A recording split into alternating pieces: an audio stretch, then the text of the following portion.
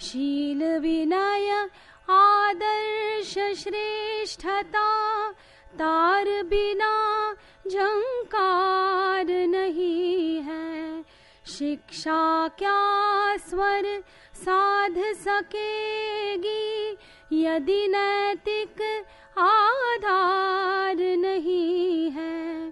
कीर्ति कौमुदी की गरिमा में, संस्कृति का सम्मान न भूले। निर्माणों के पावन युग में, हम चरित्र निर्माण न भूले।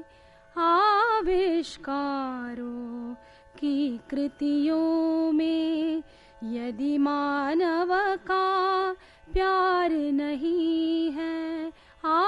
आविष्कारों की कृतियों में, यदि मानव का प्यार नहीं है। सृजनहीन विज्ञान व्यर्थ है, प्राणी का उपकार नहीं है। भौतिकता के उत्थानों में, जीवन का उत्थान न भूले। निर्माणों के पावन युग में, हम चरित्र निर्माण न भूले।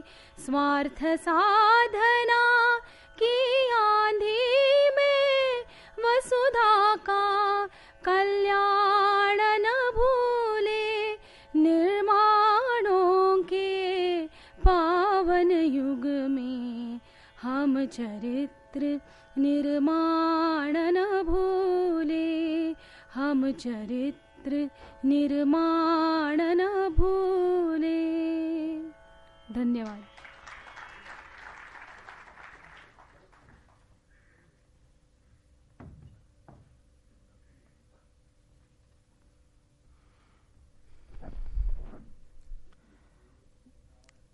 व्यासपीठावर उपस्थित मान्यवर संघचालकद्वय, मान्य भागकार्यवाह, उपस्थित माता भगिनी आणि बंधूंनो, स्वामी विवेकानंदांच्या बहुआयामी व्यक्तिमत्वाची कल्पना आपण सर्वांना आहेच. त्यांच्या व्यक्तिमत्वातले विविध पैलू आपण बऱ्यापैकी जाणतो. परंतु स्वामी विवेकानंद हे एक वैज्ञानिक द्रष्टा होते, असाही त्यांच्या व्यक्तिमत्वाचा एक पैलू, त्यासंबंधीची काही माहिती आज इथे मांडायचा प्रयत्न मी करणार आहे. स्वामी विवेकानंदांचं जे विचार वाङ्मय समग्र साहित्य म्हणून प्रकाशित झालंय, त्याच्या प्रस्तावनेमध्ये भगिनी निवेदितांनी स्वामीजींच्या द्विमुखी कार्याची ओळख करून दिलेली आहे. दोन महत्वपूर्ण वाक्य त्या प्रस्तावनेमध्ये भगिनी निवेदितांनी लिहिलेत. ते असं म्हणतात, what India had needed at that time, a consolidation and organisation of Hindu thoughts. हे भारताचा जो मूलभूत विचार आहे, त्याची कालसापेक्ष मांडणी करायची गरज ही भारताची आवश्यकता होती आणि ती विवेकानंदांनी पुरी केली. हा भारतीय दृष्टिकोन, म्हणजे भारताकरता विवेकानंदांचं कार्य काय होतं तर हे होतं. जगाच्या दृष्टीने महत्वपूर्ण काय केलं, what world had needed at that time, a faith that had no fear of truth, असे त्यांचे शब्द आहेत. म्हणजे जगाला अशा एका श्रद्धेची आवश्यकता होती, जी श्रद्धा सत्याचा सामना करू शकते, श्रद्धा सत्यासमोर उभी राहू शकते न घाबरता. अशा एका श्रद्धेची जगाला आवश्यकता होती. याचा अर्थ स्पष्ट आहे की जगामध्ये श्रद्धेची एक पोकळी तयार झालेली होती. आणि या वाक्याचा नीट संदर्भ समजून घ्यायचा असेल तर त्या काळातली परिस्थिती आपल्याला थोडी समजून घ्यायला लागेल. आपल्याला सगळ्यांना माहिती आहे की पाश्चात्य जगतामध्ये त्यांच्या धर्मानुसार किंवा पंथानुसार काही मतं प्रस्थापित झालेली होती आणि विज्ञानाचे शोध जसे लागायला लागले, विज्ञानामुळे जसे नवीन नवीन आविष्कार समोर यायला लागले, तसं त्या सर्व प्रस्थापित मतांना धक्का बसायला लागला. हे पृथ्वी सपाट आहे, विज्ञानाने सांगितलं असं नाही, पृथ्वी गोल आहे. अशा प्रकारच्या अनेक गोष्टी घडत गेल्या. अशा सगळ्या या यात्रेमध्ये म्हणजे विज्ञानाचे नवीन नवीन आविष्कार, शोध आणि या प्रस्थापित मतांना धक्का, हा एक बराच कालावधीपर्यंत चाललेला असा विषय होता. त्यातला शेवटचा धक्का कुठचा होता तर 1859 साली चार्ल्स डार्विननी on the origin of species नावाचा ग्रंथ लिहून प्रकाशित केला. त्याच्यामध्ये त्यांनी उत्क्रांतीचा सिद्धांत मांडला, क्रमविकासाचं तत्व मांडलं आणि त्यात त्यांनी असं सामान्यतः दाखवून दिलं की आज जी सृष्टीची स्थिती आपण बघतोय, अशी स्थिती येण्यासाठी लाखो वर्षांचा कालावधी लागला. आणि हा एक मोठा धक्का तिथल्या प्रस्थापित धर्ममताला होता.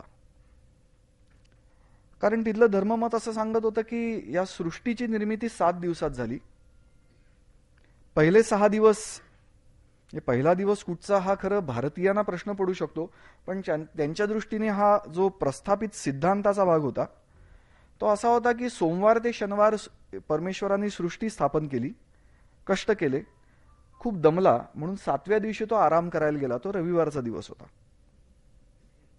आणि दुर्दैवाने आज सुद्धा आपल्या स्वतंत्र भारतात आपण रविवारचीच सुट्टी चालू ठेवली आहे, जी एका अर्थाने गुलामगिरीची एक मोठी चिन्ह म्हणून आपल्यासमोर येऊ शकते. आपल्याला कल्पनाच नसते रविवारी सुट्टी का, आठवड्याचा पहिला दिवस सोमवार, असंच आपण मानून चालतो. पण हे धर्ममत होतं आणि ह्याला क्रिएशनिस्ट थिअरी किंवा क्रिएशनिस्ट अप्रोच असं मानलं जातं. आणि याला धक्का बसला या डार्विनच्या इव्होल्युशनरी अप्रोचमुळे. आणि पाश्चात्य जगतामध्ये 2 गट तयार झाले. विश्वास कशावर ठेवायचा तर इव्होल्युशन थिअरीवर ठेवला पाहिजे, कारण अत्यंत उत्तम अशी प्रमाण ठेवून डार्विननी हा सिद्धांत मांडलेला आहे. आणि हे जे दुसरं आहे क्रिएशन, त्याला काही आधार नाही, ते त्या पुस्तकात दिलंय म्हणून सत्य मानायचं आहे. अशा प्रकारची एक मोठी दुफळी तयार झाली. त्याचा एक महत्वाचा भाग म्हणजे एक सॅम्युएल विल्बरफोर्स नावाचा धर्मोपदेशक, अत्यंत विद्वान असा इंग्लंडमध्ये होता, आणि थॉमस हक्सले नावाचा एक शास्त्रज्ञ. या दोघांची एक वैचारिक लढत जुंपली इंग्लंडमध्ये 1860 साली. 1859 साली हे पुस्तक आल्यानंतर त्या 1860च्या या त्यांच्या बौद्धिक लढाईमध्ये हक्सलेचा विजय झाला. म्हणजे हक्सलेनी जो तर्क मांडला तो या डार्विनच्या थिअरीचा पाठपुरावा करणारा, पाठबळ देणारा, समर्थन करणारा असा होता. आणि हक्सले जिंकला. आणि त्यानंतर त्या सगळ्या पाश्चात्य जगतामध्ये विज्ञानाचा विजय झाल्याची एक ग्वाही जणू काही या बौद्धिक लढतीमुळे निर्माण झाली. आणि यातला सगळ्यात मोठा परिणाम अमेरिकेमध्ये झाला. अमेरिकेने ही गोष्ट लवकर स्वीकारली युरोपपेक्षा, कारण अमेरिका हा देश तसा नवीनच उत्पन्न झालेला असा होता. आज 2013 मध्ये अमेरिकेचा इतिहास पाहिला तर फक्त 520 वर्षांचा आहे असं लक्षात येतं. कारण 1493 साली कोलंबस तिथे पोचला आणि आज त्याला 520 वर्ष झाली आहेत. तर त्यावेळेला 100 वर्षही पूर्ण व्हायची, 400 वर्ष पूर्ण व्हायची होती. अशा काळामध्ये जो नवोदित समाज युरोपमधलीच लोक जाऊन अमेरिकेत तयार झालेला होता, त्यांनी ही गोष्ट भरकन स्वीकारली आणि त्यांनी डार्विनला डेमिगॉड मानायला सुरुवात केली. त्यांच्या दृष्टीने ईश्वर दुसरा तिसरा कोणी नसून हा डार्विनच्या रूपानेच एक ईश्वरी माणूस आपल्यामध्ये अवतरलाय, अशा प्रकारची त्यांची कल्पना होती. ईश्वर वगैरे सगळं झूट आहे, इतकी स्थिती टोकाची पोचली होती. या काळात विज्ञानाचा एक मोठा आविष्कार, आज जे विज्ञान आपण अनुभवतो ते, त्याचा आविष्कार युरोपमध्ये चालला होता. हे अशा करता मी म्हणतोय कारण भारतातलं विज्ञान आणि त्याची परंपरा खूप प्राचीन आहे. ते विज्ञान तिथे विकसित नाही झालं त्या पद्धतीचं, तो आधार घेऊन. पण युरोपमध्ये जे विज्ञान विकसित झालं, जे आजही आपण सर्वजण शिकतो किंवा शिकवतो, ते विज्ञान, त्याची सुरुवात, त्याची पहाट ती होती सगळी. आणि त्यामुळे एक नवीन, एक जणू काही विश्व आपल्यासमोर उलगडत चाललंय, नवीन अनुभव. आणि विज्ञानाच्या द्वारे आपल्या जीवनामध्ये काही विलक्षण परिवर्तन घडतंय, याची अनुभूती पाश्चात्य समाज घेत होता. त्यामुळे विज्ञानाची एक प्रचंड मोहिनी, प्रचंड प्रभाव विज्ञानाचा हा तिथल्या समाज मानसावर होता. अनेक प्रकारची त्या ठिकाणी देशादेशांमध्ये प्रतिस्पर्धाही होती आणि त्यातून आमचा देश विज्ञान क्षेत्रात कसा पुढे आहे अशी अहममिकाही असायची. आणि या अहममिकेतून अनेक प्रकारच्या वैज्ञानिक प्रदर्शनांचा प्रारंभ झाला.